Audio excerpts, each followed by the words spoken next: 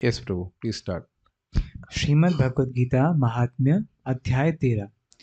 भगवान शिव ने कहा, हे पार्वती, कृपया श्रीमद् भगवद गीता के 13वें अध्याय की असीमित महिमा को सुने, जिसे सुनकर आप बहुत प्रसन्न हो जाएंगी। दक्षिण में तुंगभद्रा नाम की एक बहुत विशाल नदी है, जिसके किनारे हरिहरपुर नाम का एक बहुत ही सुंदर नगर था। वहाँ हरिहर नाम से प्रसिद्ध भगवान शिव के विग्रह की पूजा की जाती है। जिसे उनके दर्शन होते हैं उसे शुभ फल की प्राप्ति होती है। हरिहरपुर में हरि दीक्षित नाम का एक ब्राह्मण रहता था, जो बहुत विद्वान था और एक सरल एवं तपस्वी जीवन यापन करता था। उसकी पत्नी को लोग दुराचार कहते थे। एक बात मैं सोच रहा था कि उसकी पत्नी को लोग दुराचार कहते थे, तो उसको हरिहर कुछ लगता नहीं था। हाँ, दुराचार नाम ही रख दिए होंगे, दुराचार। That's quite interesting, is it not? कारण कुछ भी हो, लेकिन इस प्रकार का नाम रखना किसी स्त्री का तो बड़ा अजीब सा लगेगा। लेकिन एनीवेज, पढ़िए। इसका कारण उसके निकृष्ट कृत्य थे। वह हमेशा अपने पति से अभद्र भाषा में बात करती थी और वह उसके साथ कभी शयन नहीं करती थी। अच्छा, पति के संग अभद्र भाषा में बात करना खराब बात होता है? अच्छा, ठीक। तो मालूम चल गया हमें गीता के द्वारा। ठीक, तो ठीक है। हाँ, पीछे बोलते होंगे सामने। हाँ। वह हमेशा अपने पति के मित्रों के प्रति असभ्य रहती थी और वह अपनी काम इच्छाओं को पूर्ण करने हेतु अन्य पुरुष के साथ संग करती थी। वह तरह तरह के नशीले पदार्थों का सेवन करने की भी आदी थी। ओ, यह ये भी गलत देखते होता हुए है। यह देखते हुए कि वह नगर अधिक से अधिक आबादी वाला होता जा रहा है, उसने जंगल में एक छोटी सी कुटिया का निर्माण किया, ओ, जहाँ इसका मतलब वह उसको वैराग्य हो गया होगा। जंगल को छोड़, जंगल में जाकर तो भजन करने के लिए गई होगी। नहीं, कहीं जाओ, मन साथ में जाता है। देखिए बुरे मन से क्या कर रही थी। यस। उसने जंगल में एक छोटी सी कुटिया का निर्माण किया, जहाँ वह अपने प्रेमियों से मिल सकते थे। समझ में आया? जंगल में जाके भी अमंगल का कार्य कर रहे हैं। ठीक है। हाँ। एक रात बेहद कामुकता की अनुभूति करते हुए और अपनी वासना को संतुष्ट करने के लिए कोई प्रेमी ना ढूंढ पाने के कारण वह जंगल में अपने मिलन स्थल पर चली गई, यह देखने के लिए कि क्या उसका कोई प्रेमी तो वहां नहीं है। उस स्थान पर किसी को ना पाकर वह वासना से जलती हुई अपनी वासना की तृप्ति के लिए किसी को पाने की आशा में वन में भटकने लगी। कुछ देर इधर उधर भटकने के बाद यह देखकर कि उसके शरीर, इंद्रियों और मन में बहुत पीड़ा हो रही है और अपनी वासना की तृप्ति ना कर पाने के कारण वह व्यग्र हो गई और बैठकर रोने लगी। उसकी रोने की आवाज़ सुनकर एक भूखा बाघ जो सो रहा था उठा और बहुत जल्दी उस स्थान पर पहुंच गया। बाघ के आने की आवाज़ सुनकर वह उठी और मन ही मन सोच रही थी कि अवश्य ही कोई आ रहा है जो उसकी इच्छाओं की पूर्ति करेगा, परंतु उसने अचानक एक बाघ को अपनी ओर आते देखा। वह अपने नुकीले पंजों से उसे चीरने वाला था। उस समय उस कामुक महिला ने बाघ को संबोधित किया, हे बाघ, तुम मुझे मारने के लिए यहाँ क्यों आए हो? पहले तुम मुझे यह बताओ, फिर तुम मुझे मार सकते हो। वह पशुओं को राजा दुराचार को मारने से निवृत्त हो गया और हंसा। फिर उसने ये कथा सुनाई। दक्षिण में मालपाहा नाम की एक नदी है, जिसके मलपाहा। मलपाहा मतलब मल का नाश करने वाले, सोचो। हाँ। मालपाहा नाम की एक नदी है, जिसके किनारे पर मुनिपर्णा नगर है। उस स्थान पर भगवान शिव के एक प्रसिद्ध विग्रह हैं, जिन्हें पंचलिंग के नाम से जाना जाता है। उस नगर में मेरा जन्म एक ब्राह्मण कुल में हुआ था। यद्यपि मैंने इतने उच्च जन्म लिया था, फिर भी मैं बहुत लालची था और अपनी इंद्रियों पर मेरा कोई नियंत्रण नहीं था।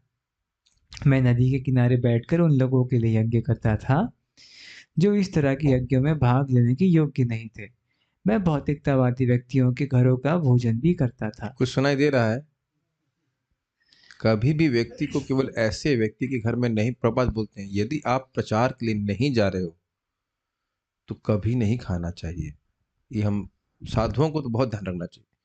कोई अगर भक्ति के नियम का पालन नहीं कर रहा है, तो ये नहीं है कि भाई अच्छा खाने को मिलेगा, जा करके बस शाबाश शाबाश बाबा जी, नहीं करना चाहिए। उसका बड़ा प्रभाव होता है। और तो हम भक्ति कर रहे हैं तो इतना तो नहीं है कि बाघ ही बन जाएंगे, लेकिन उसका प्रभाव बहुत चित्त पे पड़ता है। ठीक है? ओके। मैं ये होटलों पे भी घटित होगा। नहीं करते होंगे, उम्मीद है ये नहीं करते होंगे, उम्मीद है कि नहीं करते होंगे। और शादियों में भी नहीं जाना चाहिए। देखिए इधर भी, यहाँ पे अब जहाँ कहीं भी, वृंदावन में भी बहुत जगह कहीं शादी वादी कहीं हो रही है, इनविटेशन हो रहा है, हम नाम नहीं ले सकते, लेकिन शादी इत्यादि में नहीं खाना चाहिए। वहाँ के लोग सब हलवाई होते हैं, थोड़ा सब कोई डिवोशनल कॉन्शियसनेस पे रहते हैं, ठीक है। भाई हमारे डिवोटी किचन में कम से कम एक आध दो माला जप तो कराते ही हैं, और प्लस जो उनके सुपरवाइजर हैं, डिवोटी करना भी, वो है तो डिवोटी के रूप में है, वो देख रहे हैं इस चीज को, तो खाने का बहुत प्रभाव होता है। लेकिन यहाँ तो अब देख रहे हैं स्पेशल बात है, लोभ के वश ही कर रहा है, लोभ के वश से कर रहा है। देखिए जब मैं बोलता हूँ तो ऐसा नहीं मैं किसी एक व्यक्ति के लिए बोल रहा हूँ, एक सिद्धांत है सभी को, उस प्रकार से हम सभी लोग तो सभी के लिए महत्वपूर्ण है ना। सबसे अच्छा बात है कि भक्त को ऐसा जीवन जीना चाहिए कि वो जगत का है ही नहीं, खत्म होगी बात। क्या संबंध बना के चल रहे हो, वो तो हमें नरक में ले जाने के लिए सब व्यवस्था कर रहे हैं। कहीं जाएंगे खिलाएंगे, भगवान को भोग नहीं लगेगा, अंट संट लोग बनाएंगे। हम तो आंखों से देखे, एक बार पार्थपुर के साथ गए थे, याद है आपको, हम उस कॉलेज में गए थे प्रचार करने के लिए, उधर उस वाले में, उस दिशा में, याद आ रहा है, मैं नाम नहीं बोल रहा, उस दिशा में गए थे। और देखा था हमने, कहा तो कहते हाँ हलवा हम बना लेंगे। देखा हलवा बनाने से पहले वो बीड़ी फूक रहा है, आपको याद है। मैंने कहा भाई ये हलवा ना हम खाएंगे ना बंटवाएंगे। दे आर नॉट कॉन्शियस कि भाई बीड़ी फूकने वाला व्यक्ति सब हलवा नहीं बनवा सकते, वो वहीं बीड़ी फूक रहा है, वहीं, याद आ रहा है आपसे सब, वहीं बीड़ी फूक करके वह हलवा भूजने के चक्कर में था। हद हो गई। अरे भाई क्या जरूरत है, क्या भगवान भूखा मार रहे हैं कि जगह जगह भंडारे खाएंगे, बताइए। भाई प्रचार वचार, अपने चित्त को देखिए कि प्रचार के लिए जाए कि भंडारे के लिए गए, पहले देख लीजिएगा। प्राय काफी संभावना है कि भंडारा खाने जा रहे हैं, है कि नहीं। तो नहीं करना चाहिए। हाँ, अपने चित्त को मेरे को बहुत, चित्त का निर्माण ही तो करना सारा भक्ति का हमारा प्रयोजन है। चित्त गंदा हो जाएगा ना, नहीं करना चाहिए ऐसा, ठीक है।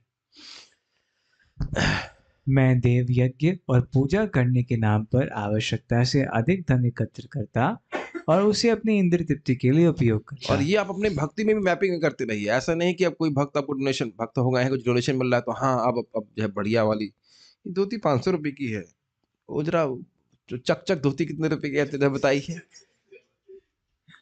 ददाती ग्रहण कर रहे हैं, ददाती प्रति ग्रहण कर रहे हैं, ब्राह्मण को देना भी चाहिए तुरंत। और देने में अगर कुछ किच हो रही तो ब्राह्मण नहीं है, लेने में ले रहे तो ब्राह्मण है, और देने में लग रहा है बड़ा दर्द नहीं, तो ये सब देखिए ब्राह्मणों की गलत बात है। अगर आपको प्राप्त हो रहा है तो आपने तो मेहनत तो नहीं की है, भगवान की कृपा से प्राप्त हुआ है। तो जब देना है तो विचार करके, हाँ यह काम की चीज है, भगवान के लिए देना चाहिए, देने में भी उत्साह होना चाहिए। ये समझ लीजिए कोई धन दे रहा है तो फ्री में नहीं दे रहा है, वो उसमें पूरा अपना कर्म मिला करके दे रहा है, सान करके। तो अब भगवान की सेवा में नहीं लगाएंगे तो फंसेंगे। ये मेरे शब्द नहीं है, प्रभुपाद जी के शब्द हैं। ये जो बात हम यहाँ से पढ़ रहे हैं केवल उसी की स्टोरी नहीं, हमारी स्टोरी भी बन सकती है। बहुत ध्यान से करना चाहिए, इंद्र तृप्ति के लिए उपयोग नहीं करना चाहिए। यस। मैं उन ब्राह्मणों की भी निंदा करता जो नियमों को कठोरता से पालन करते थे और मैं कभी किसी को दान नहीं देता था। ठीक है, क्रमशः मैं बूढ़ा हो गया, मेरे बाल सफेद हो गए, मेरे क्योंकि उसने दांत आंवला नहीं पिया। सॉरी, मजाक मजाक कर रहा था, I am sorry, I should have not made the joke. आंवला भगवान की द्वारा प्रकट हुआ। Okay okay, just for joking purpose, ठीक है, ओके ओके, पढ़िए। क्रमशः मैं बूढ़ा हो गया, नहीं, मेरे ओके। बाल सफेद हो गए, मेरे दांत झड़ गए, मेरी आंखें कमजोर हो गईं, किंतु फिर भी मैंने और अधिक धन संग्रह करने और जमा करने की अपनी लालसा नहीं खोई। कुछ दिन कुछ खाने की भिक्षा के लिए गलती से मैं कुछ ब्राह्मणों के घर गया जो बहुत क्रूर और छल में निपुण थे। उन्होंने मुझ पर अपने कुत्ते को छोड़ दिया। अब देखो भाई, ये भी जिंदगी में खराब की हुई, और ऐसे ब्राह्मणों के चले गए जो कुत्ता पाल रहे और कुत्ता को छोड़ दिया उस पर।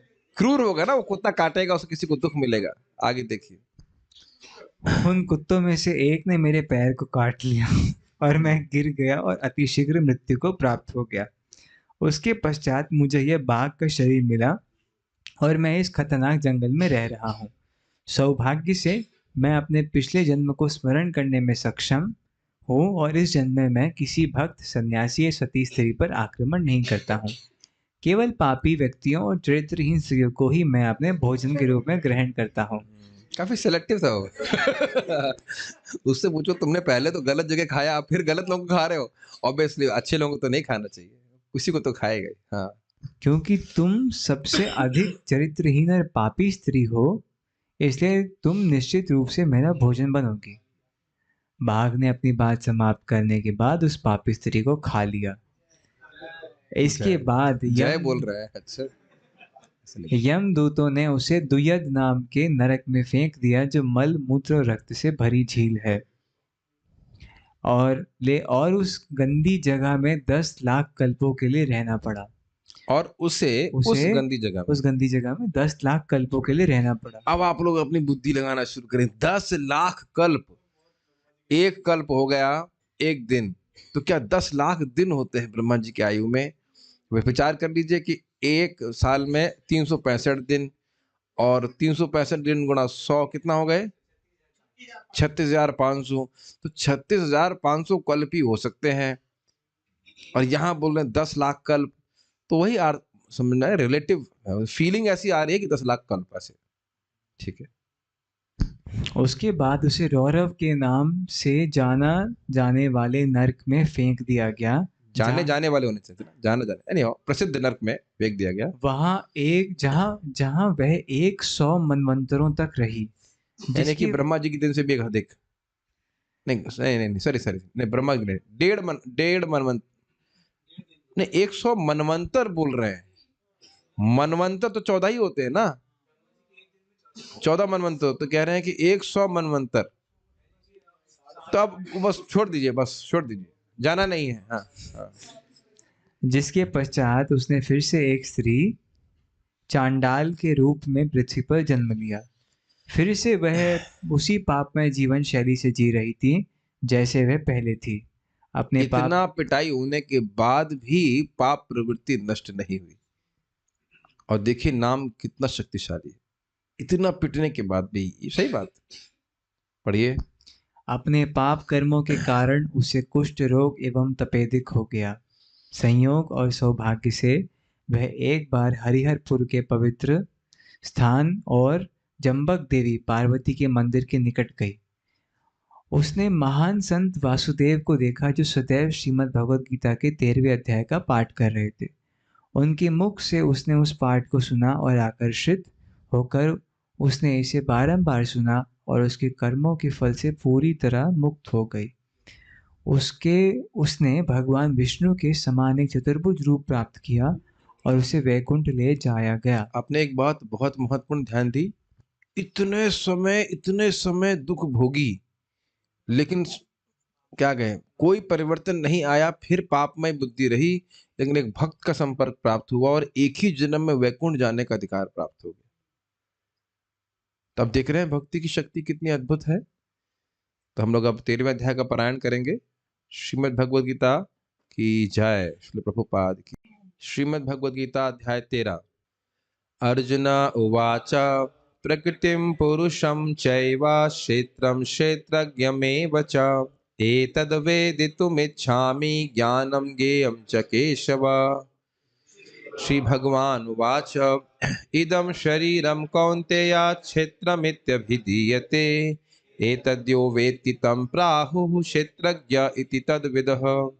क्षेत्रज्ञं चापि मां विद्धि सर्वक्षेत्रेषु भारत क्षेत्र क्षेत्रज्ञयोर्ज्ञानं यत्तज्ज्ञानं मतं मम तत्क्षेत्रं यच्च यादृक् च यद्विकारी यतश्च यत् स च यो यत्प्रभावश्च तत्समासेन मे शृणु। ऋषिभिर्बहुधा गीतं छन्दोभिर्विविधैः पृथक् ब्रह्मसूत्रपदैश्चैव हेतुमद्भिर्विनिश्चितैः। महाभूतान्यहङ्कारो बुद्धिरव्यक्तमेव च इन्द्रियाणि दशैकं च पञ्चचेन्द्रियगोचराः इच्छा द्वेषः सुखं दुःखं संघात चेतना धृतिः एतच्छेत्रं समासेन सविकारम् उदाहृतम्। अमानित्वम् अधम्भित्वम् अहिंसा क्षान्तिरार्जवम् आचार्योपासनं शौचं स्थैर्यम् आत्मविनिग्रहः इन्द्रियार्थेषु वैराग्यम् अनहङ्कार एव च जन्म मृत्यु जरा व्याधि दुःख दोषानुदर्शनम् असक्तिरनभिष्वङ्गः पुत्रदार गृहादिषु नित्यं च समचित्तत्वम् इष्टोनिष्टप्रपत्तिषु मयि चानन्ययोगेन भक्तिरव्यभिचारिणी विविक्तदेशसेवित्वम् अरति जनसंसदि अध्यात्मज्ञाननित्यत्वं तत्त्वज्ञानार्थदर्शनम् एतज्ज्ञानमिति प्रोक्तम् अज्ञानं यदतोऽन्यथा ज्ञेयं यत्तत् प्रवक्ष्यामि यज्ज्ञात्वामृतमश्नुते अनादिं मत्परं ब्रह्म न सन् तन्नासदुच्यते सर्वतः पाणिपादं तत्सर्वतः शिशिरोमुखं सर्वतः श्रुतिमल्लोके सर्वमावृत्य तिष्ठति सर्वेन्द्रियगुणाभासं सर्वेन्द्रियविवर्जितम् असक्तं सर्वभृच्चैव निर्गुणं गुणभोक्तृ च बहिरन्तश्च भूतानाम् अचरं चरमेव च सूक्ष्मत्वात् तद् अविज्ञेयं दूरस्थं चान्तिके च तत् अविभक्तं च भूतेषु विभक्तमिव च स्थितं भूतभर्तृ च तज्ज्ञेयं कृष्णु प्रभविष्णु च ज्योतिषामपि तज्ज्योतिस्तमसः परमुच्यते ज्ञानं ज्ञेयं ज्ञानगम्यं हृदि सर्वस्य विष्ठितम् इति क्षेत्रं तथा ज्ञानं ज्ञेयं चोक्तं समासतः मद्भक्ता एतद् विज्ञाय मद्भावायोपपद्यते प्रकृतिं पुरुषं चैव विध्यनाधि उभावपि विकारांश्च गुणांश्चैव विद्धि प्रकृतिसम्भवान् कार्यकारणकर्तृत्वे हेतुः प्रकृतिरुच्यते पुरुषः सुखदुःखानां भोक्तृत्वे हेतुरुच्यते पुरुषः प्रकृतिस्थो हि भुङ्क्ते प्रकृतिजान् गुणान् कारणं गुणसङ्गोऽस्य सदसदयोनिजन्मसु उपद्रष्टानुमन्ता च भर्ता भोक्ता महेश्वरः परमात्मेति चापि उक्तो देहिस्मिन् पुरुषः परः य एवं वेत्ति पुरुषं प्रकृतिं च गुणैः सह सर्वथा वर्तमानोऽपि न स भूयोऽभिजायते ध्यानेनात्मनि पश्यन्ति केचिदात्मानमात्मना अन्ये साङ्ख्येन योगेन कर्मयोगेन चापरे अन्ये त्वएवम् अजानन्तः श्रुत्वान्येभ्यः उपासते तेऽपि चातितरन्त्येव मृत्युं श्रुतिपरायणाः यावत् संजायते किंचित सत्वं स्थावर जंगमं क्षेत्र क्षेत्रज्ञ संयोगात् तद्विद्धि भरतर्षभ समं सर्वेषु भूतेषु तिष्ठन्तं परमेश्वरं विनश्यत्स्व विनश्यन्तं यः पश्यति स पश्यति समं पश्यन् हि सर्वत्र समवस्थितम् ईश्वरं न हि नस्य आत्मानं ततो याति परां गतिम् प्रकृतेव च कर्माणि क्रियमाणानि सर्वशः यः पश्यति तथात्मानम् अकर्तारं स पश्यति यथा भूतपृथग्भावम् एकस्थम् अनुपश्यति तत एव च विस्तारं ब्रह्म सम्पद्यते तदा अनादित्वात् निर्गुणत्वात् परमात्मायमव्ययः शरीरस्थोऽपि कौन्तेय न करोति न लिप्यते यथा सर्वगतं सौक्ष्म्यात् आकाशं नोपलिप्यते सर्वत्रावस्थितो देहे तथात्मा नोपलिप्यते यथा प्रकाशयत्येकः कृतस्नं लोकमिमं रविः क्षेत्रं क्षेत्री तथा कृष्णं प्रकाशयति भारत क्षेत्र क्षेत्रज्ञयोरेवम् अन्तरं ज्ञानचक्षुषा भूतप्रकृतिमोक्षं च ये विदुर्यान्ति ते परम् हरे कृष्णा कृष्णा कृष्णा हरे हरे हरे राम राम राम हरे हरे।